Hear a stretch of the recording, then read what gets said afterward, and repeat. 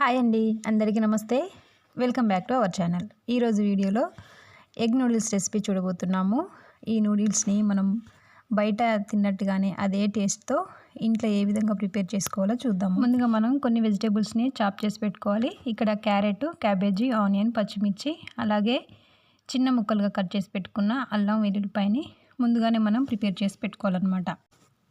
ఇంకా క్యాప్సికమ్, అలాగే spring onion కూడా తీసుకోవచ్చు.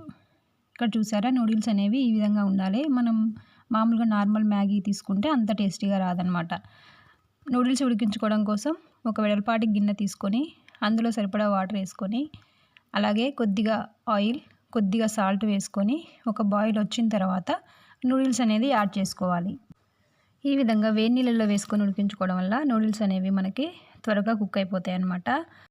నూడిల్స్ కానీ అలాగే మ్యాగీ కానీ మనం ఎప్పుడైనా ఉడికించుకునేటప్పుడు కొంచెం నీళ్ళు వేడి అయిన తర్వాత మ్యాగీ కానీ నూడిల్స్ కానీ వేసుకుంటే త్వరగా కుక్ అయిపోతాయి అన్నమాట. ఇక్కడ చూడండి, నూడిల్స్ అనేవి కొద్దిగా చేతిలోకి తీసుకొని ఇలా మెదిపినప్పుడు మనకు తెలిసిపోతుంది అది ఎంతవరకు కుక్ అయిందనేది. నూడిల్స్ అనేది మనం బాగా కుక్ చేసుకోవాలి. పూర్తిగా కుక్ అయిపోయిన తర్వాత ఇలాంటి ఒక చిల్లుల గిన్నె తీసుకొని ఈ నూడిల్స్ అంతా కూడా అందులోకి వేసేసుకోవాలి. ఆ తర్వాత వేడి నీళ్ళన్నీ వెళ్ళిపోయిన తర్వాత మనం కూల్ వాటర్ అనేవి కొద్దిగా ఈ నూడిల్స్ పైనుంచి వేసుకొని నూడిల్స్ అన్నిటిని కూడా ఈ విధంగా పొడి పొడిగా చేసుకోవాలి. ఇలా కూల్ వాటర్ వేయడం వల్ల ఏంటంటే నూడిల్స్ అనేవి ఒకదానికొకటి అతుక్కోకుండా పొడి పొడిగా వస్తాయన్నమాట. ఆ తర్వాత కొద్దిగా ఆయిల్ తీసుకొని ఆయిల్ని కూడా నూడిల్స్ మీద వేసుకొని చేత్తో కలుపుకొని ఒకసారి ఇలా పక్కన పెట్టుకోవాలి. ఇలా చేసుకోవడం వల్ల నూడిల్స్ అనేవి మనకు పొడి పొడిగా ఉంటాయి.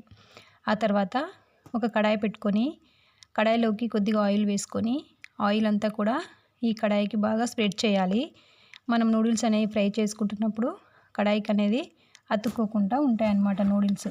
అందుకని ఈ ఆయిల్ని మొత్తం కూడా స్ప్రెడ్ చేసుకోవాలి కడాయికి బాగా. ఇది ఐరన్ కడాయి ప్లేస్లో మీరు నాన్ స్టిక్ కూడా తీసుకోవచ్చు. ఇక్కడ ఆయిల్ అనేది కొద్దిగా హీట్ అయిన తర్వాత ఒక 2 ఎగ్స్ని ఒక గ్లాస్లోకి తీసుకొని గిలక్ కొట్టి డైరెక్ట్ మనం ఆయిల్లో వేసుకోవాలి. ఇలా వేసుకోవడం వల్ల ఎగ్ అనేది మనకు ఫ్లఫీగా వస్తుందన్నమాట. ఈ విధంగా ఎగ్ని బాగా ఫ్రై చేసుకొని చిన్న ముక్కలుగా చేసుకొని పక్కన పెట్టుకోవాలి. అదే కడాయిలో కొంచెం ఒక పక్కకు అనుకోవాలి.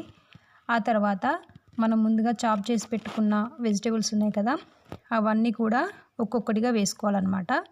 ఈ వెజిటేబుల్ వేసుకున్న తర్వాత కొద్దిగా సాల్ట్ వేసుకొని వీటన్నిటిని కూడా హై ఫ్లేమ్లో మనం బాగా మిక్స్ చేసుకోవాలి.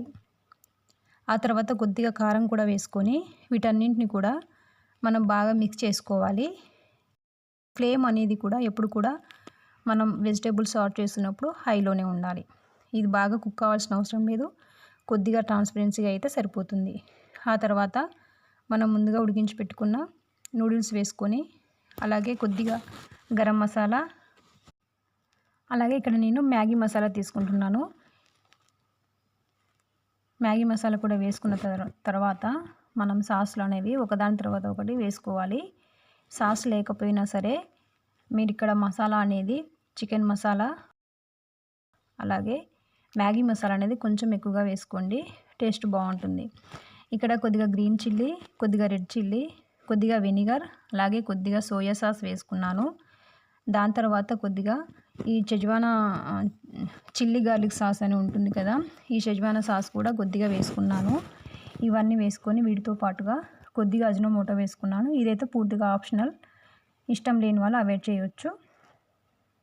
మనం సాసులు వేసుకోవడం అయిపోయిన తర్వాత